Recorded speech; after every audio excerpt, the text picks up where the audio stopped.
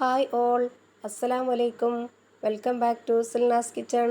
ഇന്നത്തെ റെസിപ്പി തേങ്ങ ചുട്ടരച്ച് വെക്കുന്ന ഒരു അടിപൊളി ടേസ്റ്റി ആയിട്ടുള്ള മീൻകറിയുടെ റെസിപ്പിയാണ്. നെമ്മീൻ ചൂര വെച്ചിട്ടാണ് ഇന്ന് നമ്മുടെ ഈ ഒരു കറി തയ്യാറാക്കിയെടുക്കുന്നത്. മുമ്പൊക്കെ ഇതുപോലൊരു കറി വെക്കാനായിട്ട് തേങ്ങ ചുട്ടെടുക്കുന്നത് വിറകടുപ്പിൽ വെച്ചിട്ടാണ്.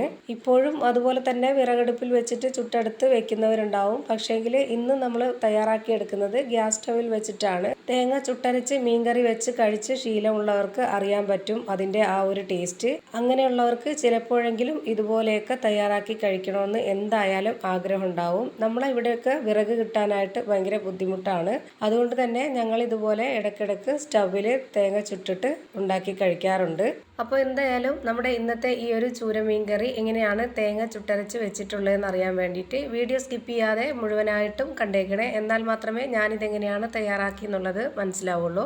ഇനി നമുക്ക് റെസിപ്പിയിലോട്ട് അടക്കാം. അപ്പോൾ ഈ ഒരു മീൻ കറി തയ്യാറാക്കാനായിട്ട് ഞാനിവിടെ ഈ മീൻ കട്ട് ചെയ്ത് കഴുകി വൃത്തിയാക്കി വെച്ചിട്ടുണ്ട്. ആ ഒരു മീൻ മുഴുവനായിട്ടും ഞാൻ ഇതിലേക്ക് ഇടുന്നില്ല. ഇതുപോലെ തലയും ഒരു 9 വലിയ പീസും മാത്രമേ ഇട്ട് കൊടുക്കുന്നുള്ളൂ. ഈ ഒരു മീനിന് വേണ്ടിയിട്ടുള്ള കറിയാണ് ഞാനിപ്പോൾ തയ്യാറാക്കി എടുക്കുന്നത്.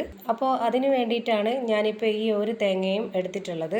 ഒരു മുറി തേങ്ങയാണ് ഞാനിപ്പോൾ ഇതിൽ ചുട്ടെടുത്ത് കാണിക്കുന്നത്. 2 മുറി തേങ്ങയും ഞാൻ ചുട്ടെടുക്കുന്നുണ്ട്. രണ്ടും കൂടെ കാണിക്കുമ്പോഴത്തേക്ക് വീഡിയോയ്ക്ക് ലെങ്ത്ത് കൂടും. അതുകൊണ്ടാണ് ഇതുപോലെ കാണിക്കുന്നത്. ഇപ്പോൾ ഞാനിതാ ഇതുപോലെ സ്റ്റവിലേക്ക് ഒരു മുറി തേങ്ങ കമിഴ്ത്തി വെച്ച് കൊടുത്തതിന് ശേഷം ഇതുപോലെ ഫ്ലെയിം ഓണാക്കി കൊടുത്തിട്ടുണ്ട്. ഇതുപോലെ ആദ്യമേ തന്നെ ഹൈ ഫ്ലെയിമിലിട്ട് വെച്ചിരിക്കരുത്. നമ്മൾ ഇതുപോലെ വെച്ച് കൊടുത്തതിന് ശേഷം ഉടനെ തന്നെ ഒന്ന് ലോ ഫ്ലെയിമിലിട്ട് കൊടുക്കണം. ഹൈ ഫ്ലെയിമിലിട്ട് കൊടുത്താൽ പെട്ടെന്ന് തന്നെ ചിരട്ട ആളി കത്തുകയും അതുപോലെ തന്നെ നമ്മുടെ ആ ഒരു തേങ്ങ വെന്ത് കിട്ടാതെ കരിഞ്ഞു പോവുകയും ചെയ്യും. അപ്പോൾ അങ്ങനെ വരാതിരിക്കാൻ വേണ്ടിയിട്ട് ഇത് ലോ ഫ്ലെയിമിലിട്ട് കൊടുക്കുക. അപ്പോൾ നമ്മുടെ ഈ തേങ്ങ നന്നായിട്ട് വെന്ത് കിട്ടും. അത് തേങ്ങ മൊത്തത്തിൽ നന്നായിട്ട് വെന്ത് കിട്ടിയാൽ മാത്രമേ നമ്മുടെ കറിക്കും ആ ഒരു ടേസ്റ്റ് കിട്ടുള്ളൂ. നമ്മൾ ഇതുപോലെ ലോ ഫ്ലെയിമിലിട്ട് വെച്ച് കൊടുത്ത ശേഷം നമുക്ക് വേറെ എന്തെങ്കിലും ജോലി ചെയ്യണമെന്നുണ്ടെങ്കിൽ ജോലി ചെയ്യാം. അതിനോടൊപ്പം തന്നെ ശ്രദ്ധ വിടാതെ നമ്മൾ ഇതുപോലെ ഇടയ്ക്കിടയ്ക്കൊന്ന് തിരിച്ചും മറിച്ചും ഒക്കെ ഒന്ന് വെച്ച് കൊടുക്കണം. എങ്കിൽ മാത്രമേ അതിൻ്റെ അകവും നന്നായിട്ട് വെന്ത് കിട്ടുള്ളൂ. ഇപ്പോൾ ഇതിൻ്റെ ആ ഒരു തേങ്ങയുടെ പുറം ഭാഗം മാത്രമാണ് വെന്ത് കിട്ടിയിട്ടുള്ളത്. ഇനി നമുക്ക് ഇതിൻ്റെ ഫ്ലെയിം കൂട്ടി വെക്കാം. അപ്പോൾ ഇതിൻ്റെ അകത്തേക്ക് ആ ഒരു തീ തട്ടുമ്പോഴത്തേക്ക് ആ ഒരു ഭാഗവും കൂടി വെന്ത് കിട്ടും. ഇങ്ങനെ ഹൈ ഫ്ലെയിമിൽ വെച്ച് കൊടുത്ത ശേഷം നമ്മൾ ഇതുപോലെ കൂടെ തന്നെ നിൽക്കണം. എന്നിട്ട് ഇതുപോലെ തിരിച്ചും മറിച്ചും ഒക്കെ വെച്ച് കൊടുത്തിട്ട് ഇതിനകമൊക്കെ ഒന്ന് വേവിച്ചെടുക്കാം. ഇത് കറക്റ്റായിട്ട് നല്ലപോലെ വേവിച്ചെടുക്കാനായിട്ട് കുറച്ച് സമയം പിടിക്കും. ഇതുപോലെ നമ്മൾ തീയിലിട്ട് വേവിച്ചെടുക്കുന്ന ഈ ഒരു തേങ്ങയ്ക്ക് ഒരു പ്രത്യേക മണവും ഒരു ടേസ്റ്റൊക്കെയാണ്.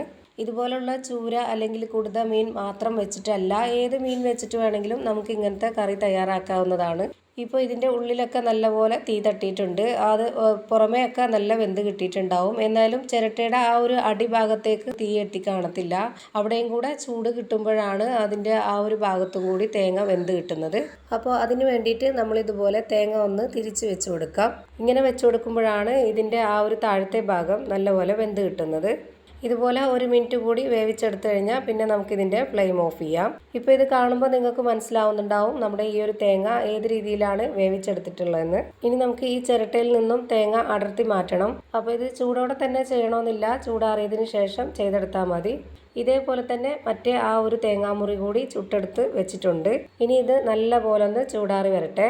ഇപ്പോൾ ഇതാ ഇത് നല്ല പോലെ ചൂടാറി വന്നിട്ടുണ്ട്. ഇനി നമുക്ക് ഈ ചിരട്ടയിൽ നിന്നും കത്തി വെച്ചിട്ട് ഇതുപോലെ തേങ്ങ അടർത്തി മാറ്റാം. വെന്തിരിക്കുന്ന തേങ്ങ ആയതുകൊണ്ട് ഒരു ബുദ്ധിമുട്ടുമില്ല, വളരെ പെട്ടെന്ന് തന്നെ ഇതിന് ഇളകി കിട്ടും. ഇപ്പോൾ ഞാനിതാ ഒരെണ്ണത്തിൽ നിന്ന് ഈ ഒരു തേങ്ങ ഇളക്കിയെടുത്തിട്ടുണ്ട്. ഇനി അടുത്ത ആ ഒരു മുറി തേങ്ങയിൽ നിന്നും ഇതുപോലെ തന്നെ ഇളക്കിയെടുക്കാം.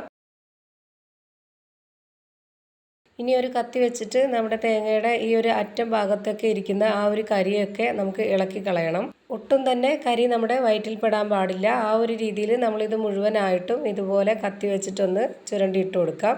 ഇതുപോലെ ചെയ്യാൻ അറിയുന്നവർ ഒത്തിരി പേര് കാണും. എന്നാലും ഇതുപോലെ അറിയാത്തവരുണ്ടാവും. അങ്ങനെയുള്ളവർക്ക് വേണ്ടിയിട്ടാണ് ഞാനിത് എടുത്തെടുത്ത് പറയുന്നത്. നമ്മുടെ തേങ്ങ എത്രത്തോളം വെന്തിട്ടുണ്ടെന്ന് അറിയണമെന്നുണ്ടെങ്കിൽ കൈവച്ച് ഇതുപോലെ ഇങ്ങനെ ചെയ്യുമ്പോൾ തന്നെ നമുക്ക് മനസ്സിലാവും. ഇതുപോലെ തളർന്ന് കുഴഞ്ഞിരിക്കുന്ന ആ ഒരു പരുവത്തിലായിരിക്കും ഇരിക്കുന്നത്. ഒട്ടും പൊട്ടിപ്പോകത്തില്ല. ഈ ഒരു പരുവാകുമ്പോഴാണ് നമ്മുടെ തേങ്ങ കറക്റ്റായിട്ട് വെന്ത് കിട്ടിയെന്ന് പറയുന്നത്. ഇപ്പൊ ഈ ഒരു മുറി തേങ്ങയുടെ മൊത്തത്തിൽ കരിയെല്ലാം ഇളക്കി കളഞ്ഞിട്ടുണ്ട്. ഇനി നമുക്ക് ഇതേപോലെ തന്നെ മറ്റേ ആ ഒരു മുറി തേങ്ങയുടെയും കരി ഇതുപോലെ ഇളക്കി കളയാം. ഇങ്ങനെ നമ്മൾ കരിയെല്ലാം ഇളക്കി കളഞ്ഞ ശേഷം ഇനി ഇത് നന്നായിട്ട് കഴുകിയെടുക്കണം. കഴുകിയെടുത്ത തേങ്ങ എങ്ങനെയാണ് ഇരിക്കുന്നതെന്ന് ഇപ്പോൾ ഞാൻ കാണിച്ചു തരാം. നമ്മൾ കൈ വെച്ച് തൊട്ട് നോക്കുമ്പോൾ ഒട്ടും തന്നെ കയ്യിലൊന്നും കരി പറ്റിപ്പിടിക്കാത്ത രീതിയിൽ അത്രയും വൃത്തിയായിട്ട് വേണം നമ്മളിത് കഴുകിയെടുക്കാനായിട്ട്. ഇപ്പോൾ ഇതാ 2 മുറി തേങ്ങയിലും ഞാൻ ഇതുപോലെ ഒന്ന് ചെയ്ത് കാണിച്ചു തരാം. ഒട്ടും തന്നെ നമ്മുടെ കയ്യിൽ കരിയൊന്നും പറ്റി പിടിക്കുന്നില്ല. അത്രയും വൃത്തിയായിട്ടാണ് ഇത് കഴുകിയിട്ടുള്ളത്. ഇനി നമുക്ക് ഈ തേങ്ങ മുഴുവനായിട്ടും ഇതുപോലെ ചെറുതായിട്ടൊന്ന് കട്ട് ചെയ്ത് മാറ്റാം.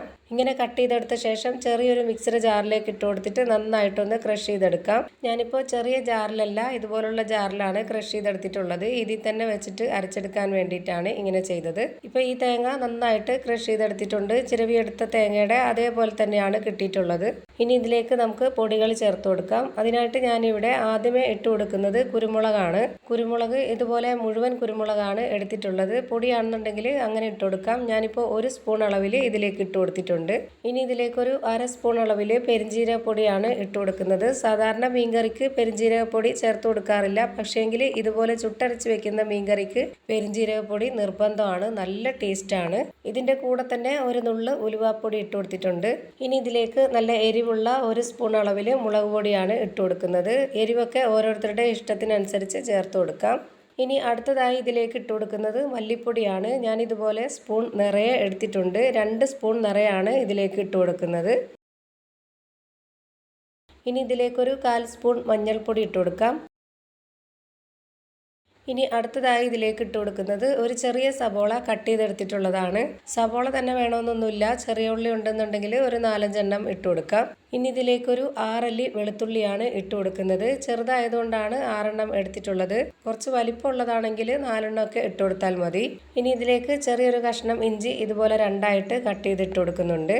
ഇനി നമുക്കിതിലേക്ക് അരച്ചെടുക്കാൻ ആവശ്യത്തിനുള്ള വെള്ളം ഒഴിച്ചു കൊടുക്കാം. ആദ്യം തന്നെ ഒരുപാട് വെള്ളം ഒഴിച്ചു കൊടുത്തിട്ട് അരച്ചെടുക്കേണ്ട, അപ്പോൾ നല്ലപോലെ അരഞ്ഞു കിട്ടില്ല. നമ്മുടെ ഈ ഒരു തേങ്ങയുടെ കറക്റ്റ് ലെവലായിട്ട് നിൽക്കുന്ന ആ ഒരു വെള്ളം ഒഴിച്ചു കൊടുത്താൽ മതി. ഇപ്പോൾ ഞാൻ ഈ തേങ്ങ നന്നായിട്ട് അരച്ചെടുത്തിട്ടുണ്ട്. ഇനി ഇത് ഇവിടെ ഇരിക്കട്ടെ. നമ്മൾ കറി വെക്കുന്ന ചട്ടിയിലേക്ക് ഇത് ഒഴിച്ചു കൊടുക്കുന്നതിന് മുമ്പായിട്ട് ഒരു കാര്യം കൂടി ചെയ്യാനുണ്ട്.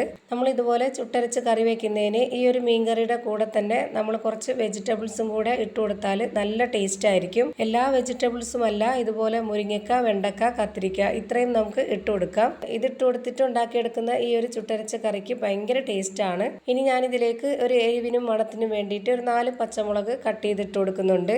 ഞാനിപ്പോൾ ഇതിലേക്ക് ഇട്ട് കൊടുത്തിട്ടുള്ളത് ഒരു മുരിങ്ങക്ക കട്ട് ചെയ്തതും 2 കത്തിരിക്ക കട്ട് ചെയ്തതും അതുപോലെ തന്നെ ഒരു 4-5 വെണ്ടക്ക കട്ട് ചെയ്തതുമാണ് ഇട്ട് കൊടുത്തിട്ടുള്ളത്. ഇനി ഇതിൻ്റെ കൂടെ തന്നെ നമ്മൾ സാധാരണ മീൻകറിക്ക് ചേർത്ത് കൊടുക്കുന്ന പോലെ ഒരു 2 തക്കാളിയും കട്ട് ചെയ്തിട്ട് കൊടുത്തിട്ടുണ്ട്. ഇനി വേണം നമുക്കിതിലേക്ക് അരച്ച് വെച്ചിരുന്ന ആ ഒരു തേങ്ങ അരപ്പ് ഇതിലേക്ക് ഒഴിച്ചു കൊടുക്കാൻ. ശേഷം ആ ഒരു മിക്സിയുടെ ജാറിൽ പറ്റിപ്പിടിച്ചിരിക്കുന്നതിൽ കുറച്ച് വെള്ളവും കൂടെ ഒഴിച്ചു കൊടുത്തിട്ട് ഇളക്കി ഇതിലേക്ക് ഒഴിച്ചു കൊടുക്കാം. ഇനി നമുക്കിതൊന്ന് ഇളക്കി കൊടുത്ത് നോക്കാം ഇതിൽ വെള്ളം മതിയായോ എന്നുള്ളത്.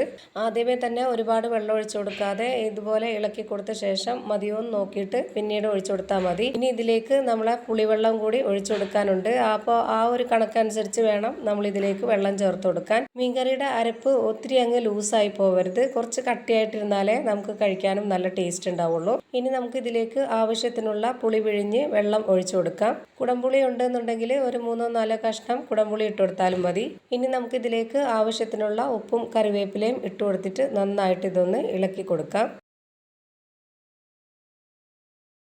ഇനി ഞാനിത് വേവിച്ചെടുക്കാനായിട്ട് സ്റ്റൗവിലേക്ക് വെച്ച് ഫ്ലെയിം ഓണാക്കി കൊടുത്തിട്ടുണ്ട്.